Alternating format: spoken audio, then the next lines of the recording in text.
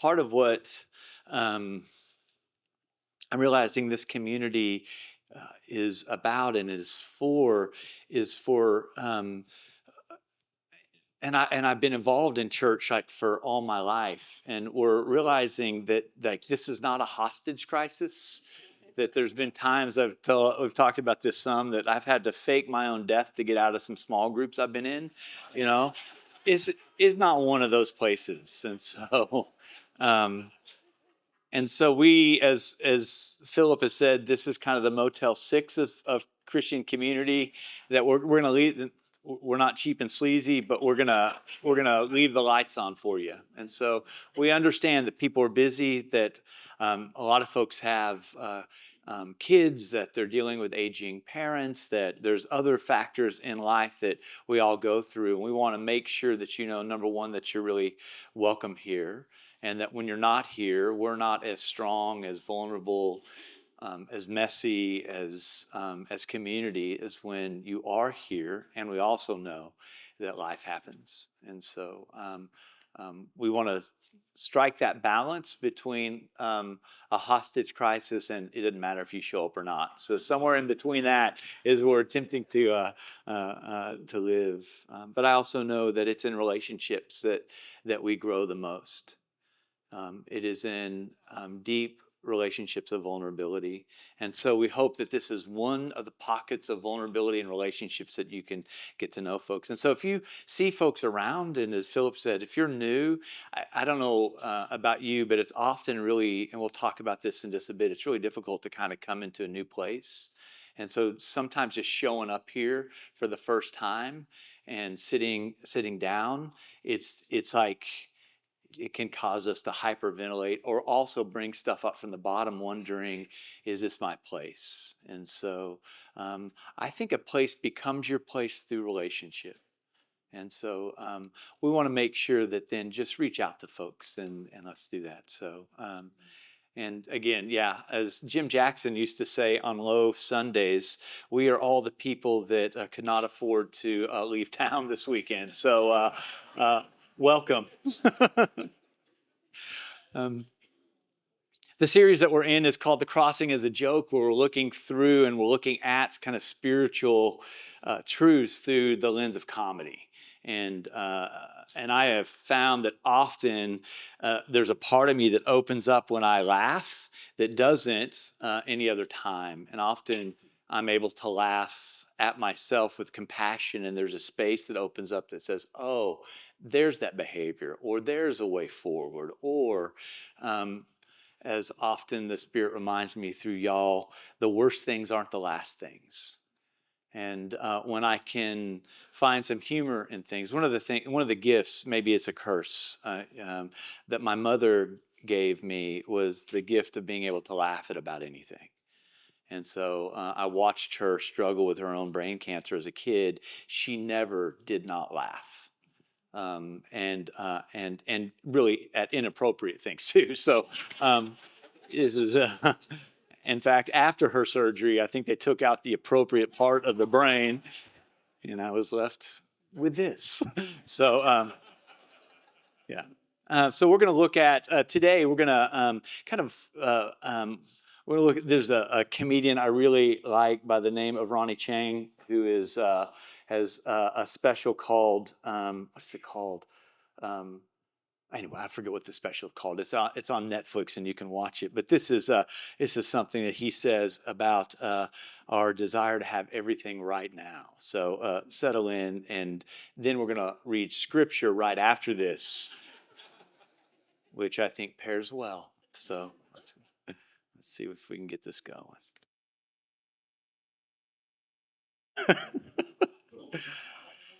And now for the reading of the scripture. We see. Then he told him the story. The farm of a certain rich man produced a terrific crop. He talked to himself, "What can I do? My barn isn't enough for this harvest." Then he said, "Here's what I'll do. I'll tear down my barns and build bigger ones. Then I'll gather in all my grain and goods, and I'll say to myself, Self, you've done well. You've got it made and can now retire. Take it easy and have the time of your life. Just then God showed up and said, Fool, tonight you die, and your barn full of goods, who gets it? That's what happens when you fill your barn with self and not with God. He continued this subject with his disciples. Don't fuss about what's on the table at mealtimes or if the clothes in your closet are in fashion. There's far more to your inner life than the food you put in your stomach, more to your outer appearance than the clothes you hang on your body. Look at the ravens, free and unfettered, not tied down to a job description, carefree in the care of God, and you count for more, far more. What I'm trying to do here is get you to relax, not be so preoccupied with getting so you can respond to God's giving. People who don't know God and the way He works fuss over these things, but you know both God and how He works. Steep yourself in God reality, God initiative, God provisions. You'll find all your everyday human concerns will be met. Don't be afraid of missing out. You're my dearest friends. The Father wants you to give you the very kingdom itself. Hmm. Hmm. Thank you. Yes. Is that online, the scripture? Is that online? What mean did you Oh, okay. Sorry. That's from Matthew chapter 6. That's the Sermon on the Mount in the Message. Yeah. That's Eugene Peterson's translation of the Bible. Yeah. Matthew chapter 6. Um, I think that we come into maybe our own consciousness, or at some point, maybe this is the transition from being an adult to the second half of life. I'm not sure exactly when it happens, but we begin to realize that there are multiple narratives that are in conflict and that we find are in conflict with ourselves. One of the scripts that we are taught as children in our culture and often in our family is if you do the right things and you believe the right things, you have the right outcomes. And so there's a deep sense in that, is that we buy into that script and we get very busy doing the right things, becoming the right person, finding the right job, finding the right relationship. And we think if we can tie all these things down, then we have control over the future. Somewhere in between that, we might come into faith, or we're born into that kind of faith. It then adds another layer of control on top of that. That if I am a good person, I can control the outcome of the things that happen into my life. And so we place all the omnis on God: omniscient, omnipresent, omnipotent, all the omnis. And we think if I do it right, if I am a good person, then the outcomes of my life will be controlled by a God who gives good things to good people. And this is why I say over and over and over again to myself, and often, sometimes, not probably as frequently as I need to, that the religion of your childhood will fail you. If that's how you were raised, the religion of your childhood will fail you.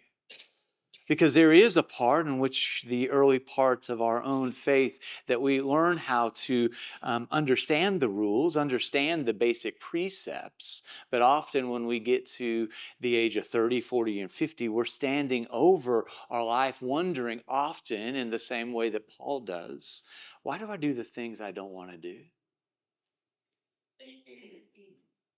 Why is this? Why do I have these behaviors that well up inside of myself that I don't know what to do, and I don't know how to talk about these things? And so often then we involve ourselves in what psychologists call image management. That what we really have to do is manage our image within and between each other.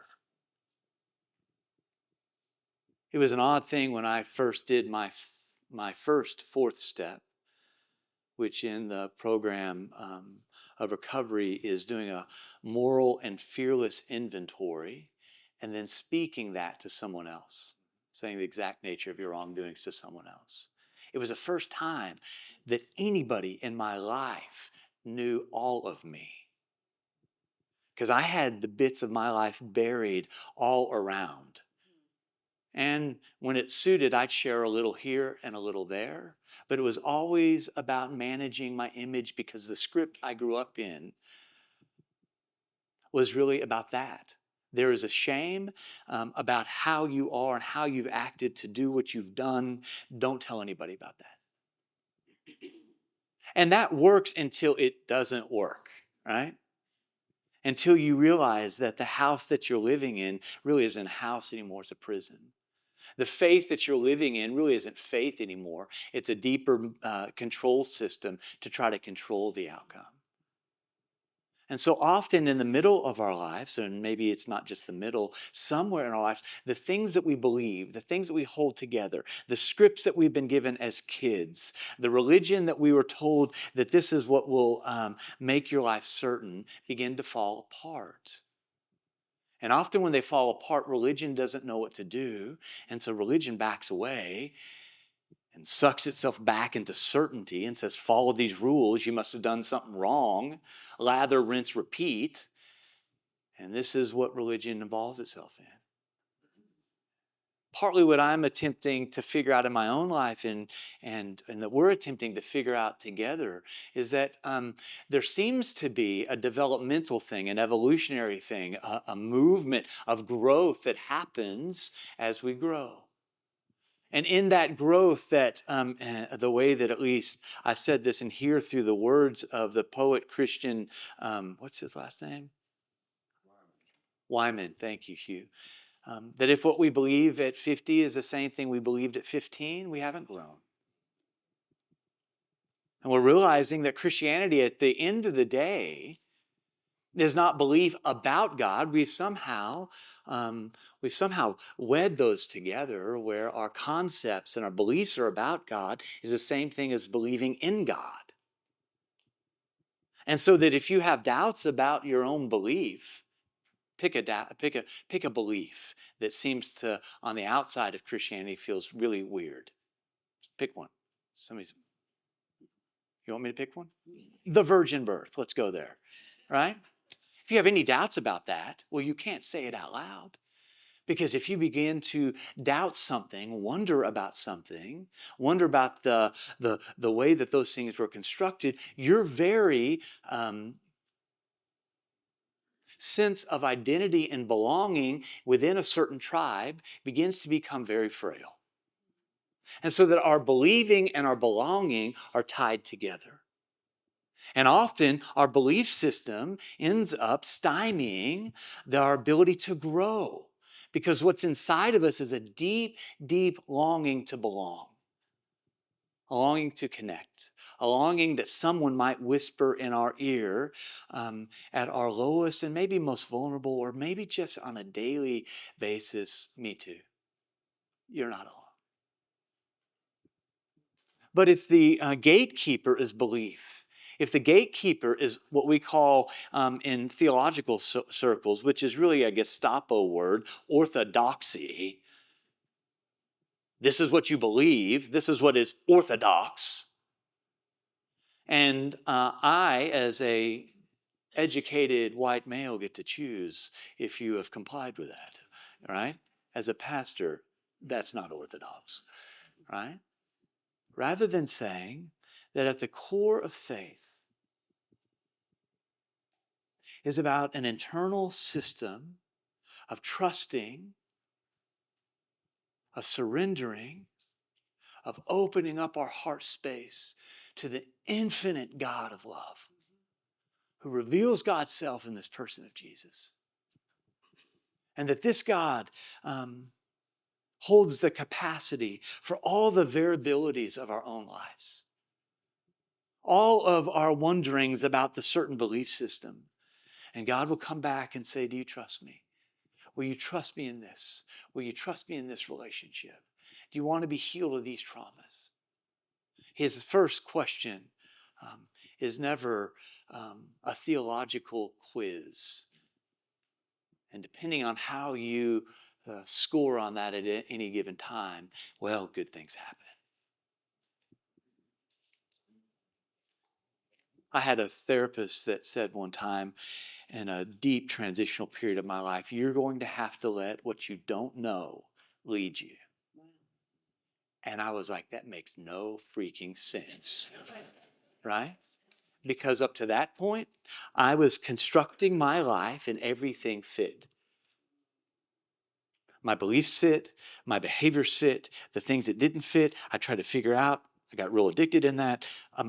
That they were all, I was trying to fit them together. And I got to the end of my own belief.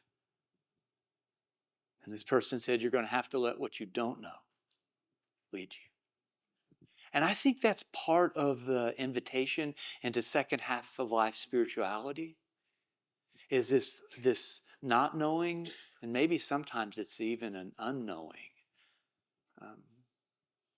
But that we allow this God that will not be contained by any name, as if we have the right name, and so I get to control it. This God who is beyond all names, and his presence in this world to pull us forward into a deeper sense of our own love and humanity and surrender and liberation. And it does not come through the right beliefs. It comes really through the what we're talking about in here, often the right practices. And this is why developing a contemplative mind is not just about getting into a Zen state when your kids are kind of going off the rails, or when your spouse is like you're ready to choke them out or something. It's not that. Developing and cultivating a contemplative mind. And I'll say this like this: everyone here at this stage in their life needs to be cultivating a spiritual practice. And I don't care what that is. It could be taking a walk with your dog and just breathing. It could be, as I said last week, meditating for like 45 seconds if you're starting out, right? Which will feel like 2.5 days for some of us who have ADHD.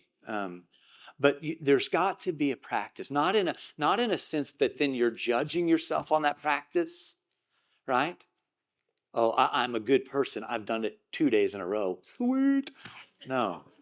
It's about getting in a space, because we talked about last week, this whole idea of the mind of Christ is not set in our belief systems, but it really is set in the ability of our own selves to develop a new way of thinking and a new way of operating in the world.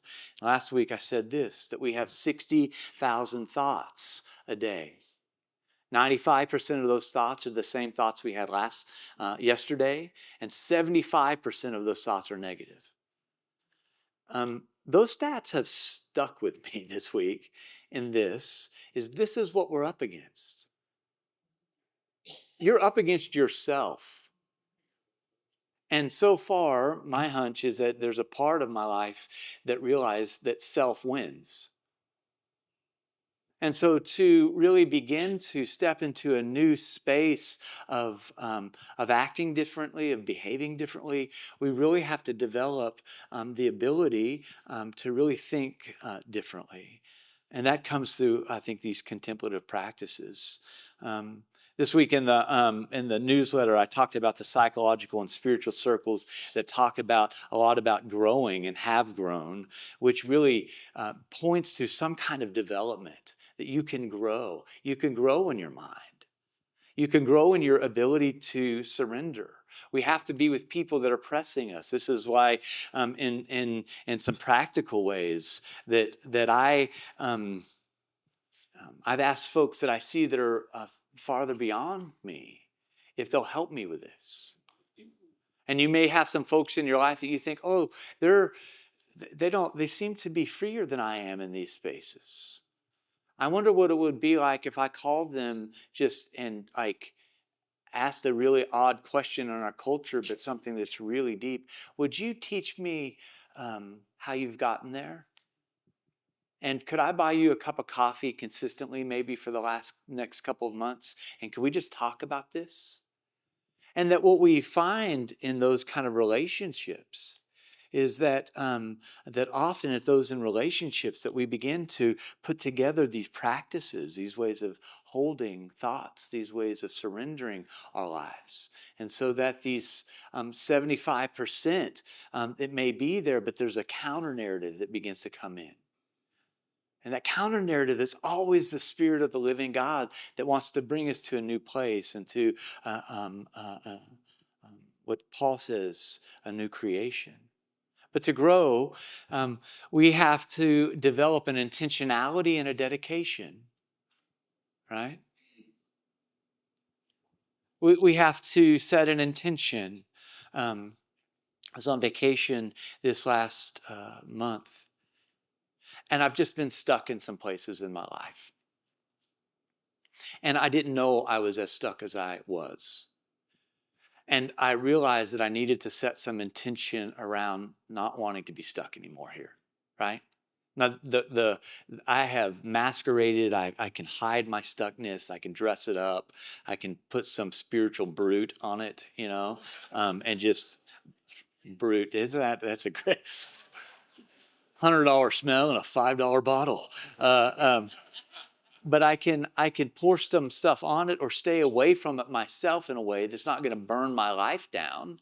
But in some ways, my psyche, my spirit says, this is not as free as you could be. Do you want more freedom?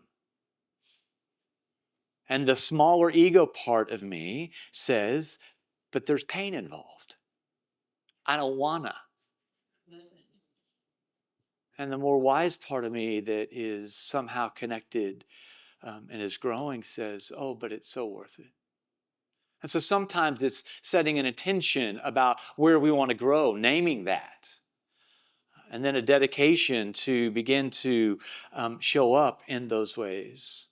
What Eugene Peterson, he has this book called A Long Obedience in the Same Direction. And often what it means to set an intention is I'd like more freedom in this area.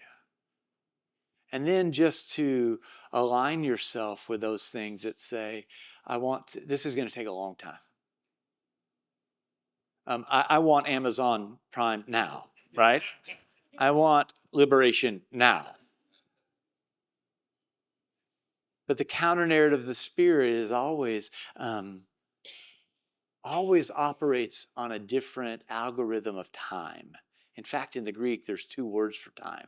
There's chronos, Amazon Prime now. And then there's kairos, which is, if you've ever held your own child when at your child's birth and realized, oh, and just wept. If you have gotten through something that was really difficult and maybe sharing or doing, and on the other side of that, there just seems, it's like, where did all the shame go? It's gotten swallowed up in grace. If you've ever stood in front of something and think, I don't have the resources internally to do this, I'm screwed. And somehow you find yourself months, years, decades later, deposited into a different place. You realize that God operates in a different time frame than Amazon Prime. That there is a kairos, a fullness of something. And so this dedication isn't about getting somewhere quick. It's about saying, in the way that David says in the Psalm, search me, O God, and know me. Know my stuckness, know where I am, know where I live, move, and have my being. Lead me into a place of deeper freedom. And that causes us to really have to develop this intentionality and dedication. Because I think at the core of it, that we are called to show up for the appointment with our soul. This is what I think mature spirituality looks like. That there comes a time where the distractions of our life, the more stuff, the Amazon kind of stuff that Ronnie's talking about here, doesn't cut it anymore. that even artificial intelligence of prime before will not cut it, right? And that at some point your soul is asking different questions than anything else in your life, and that part of what it means to grow spiritually and to mature spiritually is showing up for the appointment of your soul. What are the things that you're resisting that are creating a chaos in your life that you no longer want to, but you could live with the rest of your life? Where is the Spirit asking you to surrender more? What are you being called to do? What are you, in the way that Jim Hollis says this, is that how do we, that you're responsible for what is coming into the world through you? That at some point that my actions and reactions aren't just kind of old behaviors that I've gotten used to because of my family history or my fear or my anxiousness, but that I have to become responsible for what's coming into the world through me. And that, by its very nature,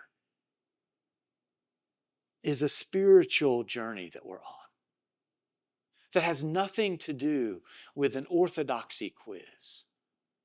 It has everything to do with taking responsibility for your one and only life, for keeping the appointment with your soul, for creating some space in your life that you begin to understand the flow of thoughts that you have, wondering where they come from and how they got there, and can you stop them, and is there another presence? Is there another voice that wants to shape your life moving forward? I was going to go through I'm going to skip some of this. I think at the bottom of this really is distractions that end up in our own lives. When I look at this Ronnie Chang video, I realize that there are so many distractions in our life that keep us from our soul's work, right? What about you? But there's just, I went down a rabbit hole. You can ask Clay Everett, who is here. I went down a rabbit hole of LED lights for the last 2 days. I know more about LED lights than I should know, right? And I'm realizing at some point in that I'm being distracted by something I don't want to look at. But LED lights are so interesting, right? Dear Lord. It does not take me a lot to get distracted. My hunch is it doesn't take you a lot to be distracted. And that often what I have to write down on a 3x5 card is called appointment with my soul. And I've got to stick it somewhere on the mirror in a couple different places in my life so that I can say, oh. Because doing the work of our soul often brings up things that are really difficult, which is another way of saying this. And I think this is something I'm toying with of another core spiritual principle is that transformation often happens at the bottom or the edges, not at the top or the center. That our spiritual lives, where we grow the most, often happens at the bottom. My distractions want to keep me from the bottom. My image management wants me to show you that I really don't have a bottom. Or it was so far in my history that I can joke about it. It's not today. But the spiritual life always brings us to the bottom or the edges of our belief, of our own behaviors, because that's where transformation happens. And most of religion will say, if you believe these things or do these things or involve yourself in 1,000 of these things, that you can bypass the bottom or the edges, only to realize in midlife, the only way around is through. And that we begin to see all the time. I was thinking about that even this morning, that how much the Spirit often leads us to the edges or to the bottom. And I wonder how much that story is even formed in our own humanity. I think about all of the trolls that go over bridges in the fables, that are guarding the fables. I think about J.R. Tolkien and None Shall Pass, all of these transitional spaces. There's either resistance or angels. And that these transitional places are deeply important, but they're fraught with a lot of resistance. I think about the life of Jesus when he is, you'll see in the gospel, what the gospel says, I think it is in Luke, where Jesus sets his face to Jerusalem. And he begins to realize that where he is going is not to take the crown of the Roman Empire, but the crown of thorns. Where he is going is not to be hailed as the emperor, but this King of Kings is going to be a suffering king. And he sets his face to Jerusalem, and on his way there, in this transitional space called the Mount of Transfiguration, he is met with Abraham and with Elijah.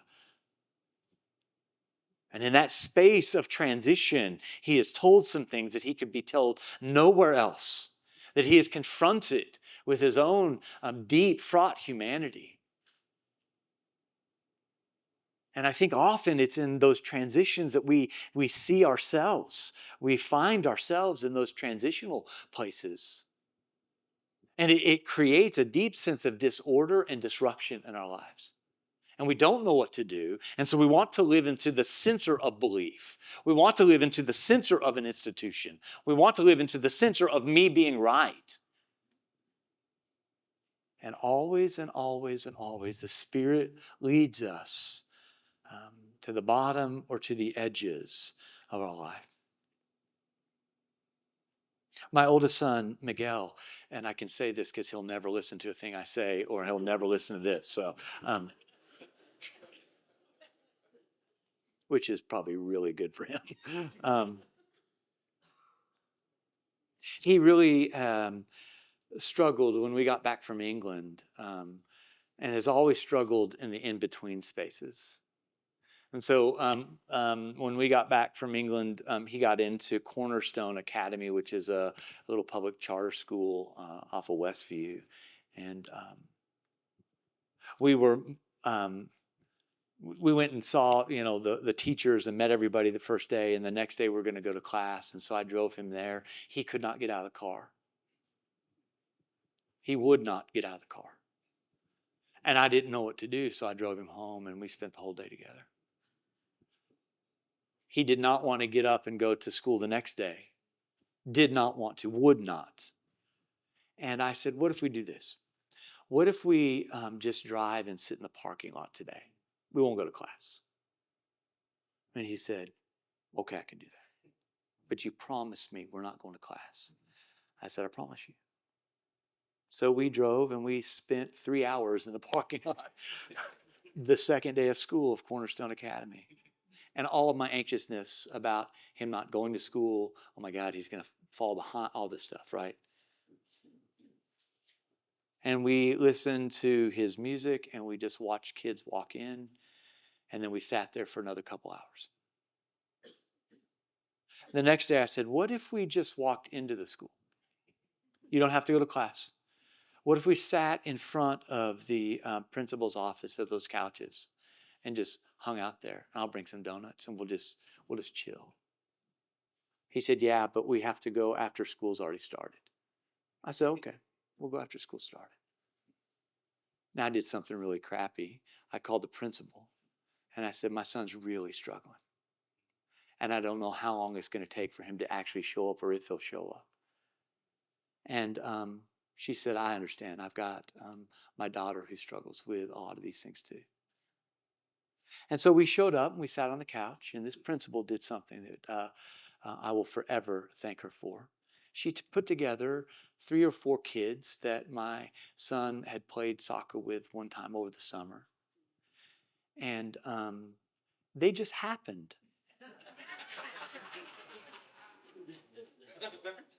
to walk by. And one of these kids said, "Hey, Miguel, how are you?" And Miguel said, "I'm okay.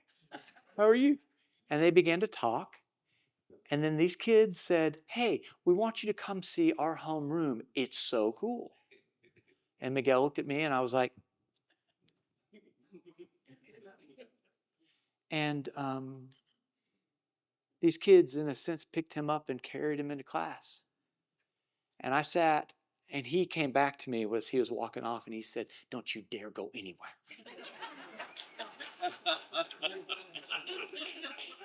True story. For 2 full days, I sat on that couch as he escape hatched to his anxiety and fear. Because transitions for my son are fraught with a despair and an anxiety that I can only feel, I cannot articulate.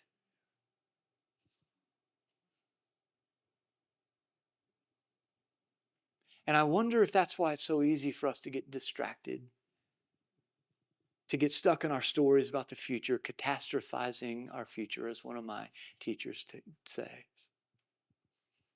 For feeling so much shame about the past, because it keeps us in the center of a story and a cocoon. And the Spirit pushes us to the edges of our life, to the edges of our behavior, to the edges of our religious faith, where we don't have control. We don't know what the future is going to hold. We don't know how it's going to work out. And as the Greek myths say, and as the Egyptians say, and as the biblical text will witness to, there are angels that show up in those thresholds that carry us on. There are trolls, there are resistances, there are demonic forces, there are things that say no. And there's another voice that says, "What if? What if?" I think that, this is also called what some folks will call a liminal space, this in-between space. And I think it's there that God pushes us, because all of our certainty, all the things that we know about the world are pushed to the edge. And we have to come up with a new algorithm, a new way of thinking, a new way of holding our thoughts in these spaces, at transitional spaces, at liminal spaces. Celts will call these thin spaces. And a thin space is always a space where God is near, but we don't have access to that God. But we know that we're at a space that we're out of control, and often our ego wants us to supplant itself at the center again. But we also see that there's another way forward called surrender, called "I don't know." And it's always in this space where transformation is possible. It's always in the places at the bottom or the edges, the liminal spaces, the thin spaces, that God shows up. And there are always places that we're not in control of. There are always spaces that don't have a secured outcome. And there's always places when we look back, there's been a guide that shows up. There's been someone that has whispered, "Me too." There's been someone that whispers, "Maybe I ought to take you to a meeting." There's someone that whispers, "How about lunch?" And you begin to find that in the moment, in that day, you have enough just to take a step. And like my son, carried away, he didn't leave his anxiousness with me. He brought his anxiousness into that. But now it had a different story called Danny Pham. Had a different story called Mike Johnson. And those kids picked him up and carried him and his anxiety into a world he could not find on his own, but stood on the edge of, absolutely terrorized by. He and I were talking this week in the car, and it reminded me of this. He's doing music production as a hobby on the side, and he said, "You know what? I know how to start the middle of my songs. I'm just really bad with transitions. And then he got really quiet. He said, wait a minute. Maybe I ought to look at that. Right? He has a wonderful counselor. And I said, maybe that's something you ought to go talk to Chad about. He says, oh, I think I will. Right? Sometimes it's not until decades later that we see the pattern of our life. Because even the knowledge that I have a difficult time with transition, who cares? That knowledge does not help in the midst of standing over an abyss where you can't find your footing.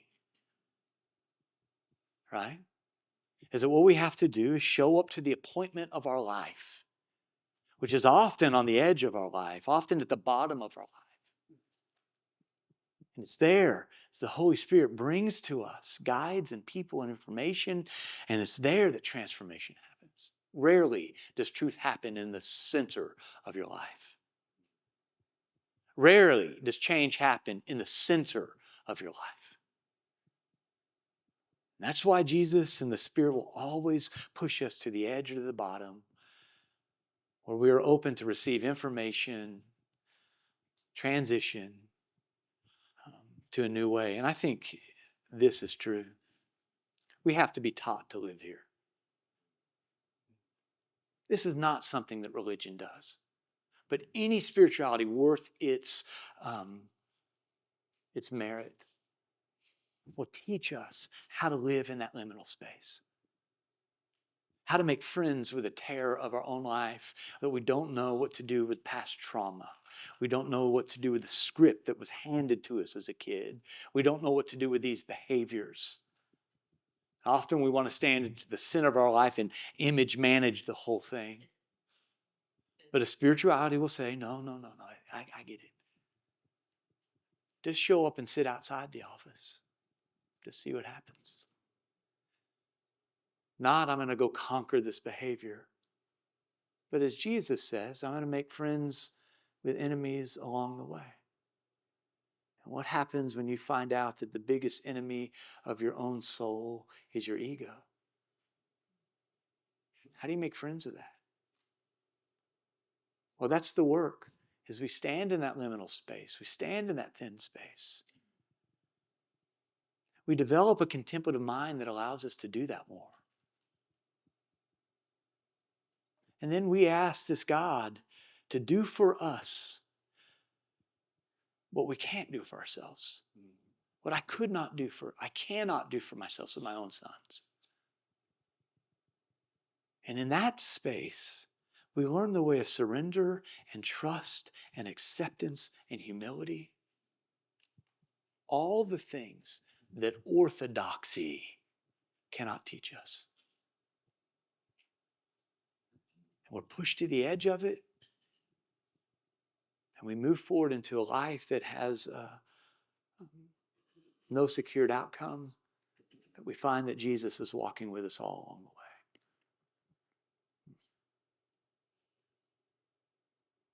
But to do that, we may have to slow down Amazon Prime a little.